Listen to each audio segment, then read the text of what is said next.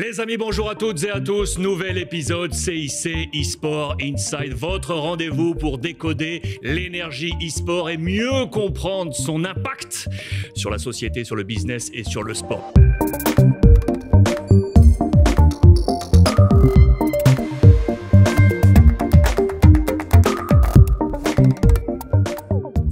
Monsieur Bertrand Amar est à mes côtés. Salut Bertrand. Salut Alex, et on n'est pas tout seul, on a un invité de marque pour cet épisode de CIC eSport Inside, c'est Mathieu Dallon, l'un des grands noms, l'un des pères fondateurs de l'eSport français. Rien que ça va Mathieu?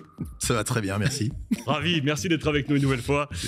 Mathieu, on le rappelle pour tous, vous êtes le président de Trust eSport, qui est le premier fonds d'investissement français uniquement dédié à l'eSport.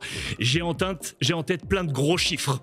Je vais juste en exposer deux. L'investissement aujourd'hui en France dans l'e-sport. On était à 5 millions d'euros en 2017. 2 ans plus tard, 2019, 29 millions d'euros. Le gap est énorme. Est-ce qu'on peut aller encore au-dessus? Quelle est la marge de manœuvre aujourd'hui? Oui, et je pense que la réalité des chiffres, si on prend tous les grands acteurs français de l'e-sport, elle est encore plus impressionnante que ça. Je pense qu'on va parler de Vitality notamment. Le fonds Trust eSport, que j'ai la chance de diriger, a investi 20 millions d'euros ces 3 dernières années dans 8 entreprises dédiées à l'e-sport. Et à l'échelle internationale, on voit aujourd'hui des grands clubs comme FaZe aux États-Unis rentrer en bourse sur des valeurs qui sont au-delà du milliard. Donc on est effectivement sur une économie qui explose et qui laisse présager en France évidemment des succès énormes. Alors justement, selon l'Observatoire CIC eSport 2022, avec Harris Interactive, 88% des personnes sondées estiment que l'eSport va continuer à se développer dans les prochaines années. Je pense qu'on est tous d'accord pour dire qu'ils ont raison.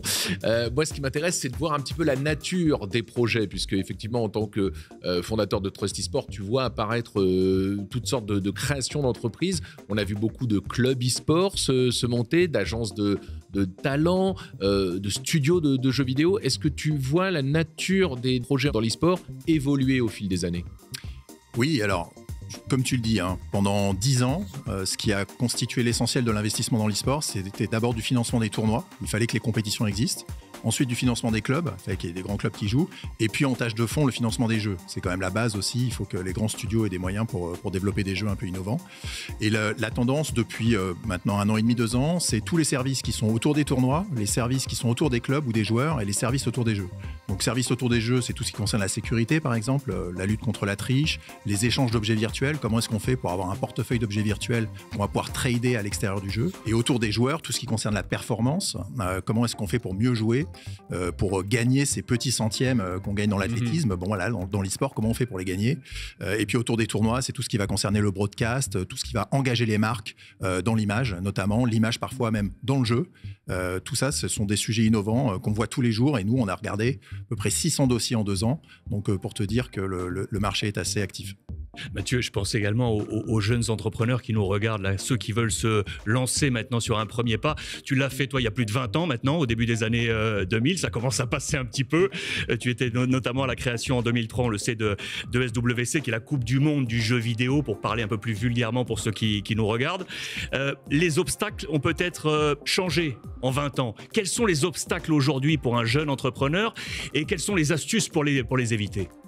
Alors aujourd'hui, c'est une économie réelle. Il y a 20 ans, c'était une économie de passionnés. Donc je pense que le premier sujet, c'est de bien comprendre que l'e-sport, en tant que segment ou en tant qu'économie, c'est surtout le croisement de l'économie du sport, de l'économie des médias et puis de l'économie du jeu vidéo. Donc il faut connaître un peu ces 3 univers et les modèles économiques qui régissent ces 3 univers pour comprendre comment l'e-sport fonctionne et peut se financer. Parce que quand on fait une entreprise, l'idée c'est d'abord de répondre à un problème, à un besoin, mais c'est aussi d'être capable de vendre un produit. Et donc souvent, quand je rencontre des jeunes entrepreneurs, ils sont portés par la passion, ils ont l'impression que le contenu fait tout, mais au-delà du contenu, il y a une question autour des modèles économiques et je pense que s'intéresser à comment fonctionne le sport business, comment fonctionnent les médias, c'est un point très important. Début 2019, Cédric O, qui était alors secrétaire d'État chargé du numérique, avait fixé un objectif pour la France, être leader européen du secteur en 2025. Est-ce que l'objectif est déjà atteint et sinon, est-ce qu'il est atteignable selon toi? Oui, Leader européen, c'est jouable. En Europe, le concurrent direct, c'est l'Allemagne. Je pense qu'il y a des super équipes, il y a des super énergies, notamment en Suède, dans les pays scandinaves. Mais le match se joue contre l'Allemagne et on a des avantages vraiment importants, notamment parce que Ubisoft est français, champion international de l'édition de jeux vidéo. On a des grands acteurs aussi dans le jeu mobile, à l'image de Vodou par exemple, dans la VR avec Eva. Et donc je pense que le match se joue d'abord sur les jeux. Et sur les jeux, en face de l'Allemagne, on est fort, on est bon. Et puis ensuite, on a des grandes équipes internationales en France, alors qui jouent des compétitions certes qui sont produites en Allemagne, mais de plus en plus de contenu, comme ce studio par exemple, existe en France. Et je pense qu'on peut gagner le match d'ici 2025.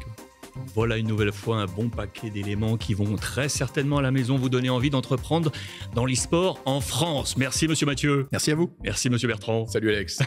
On se retrouve tous à la maison pour un prochain épisode CIC eSport Inside.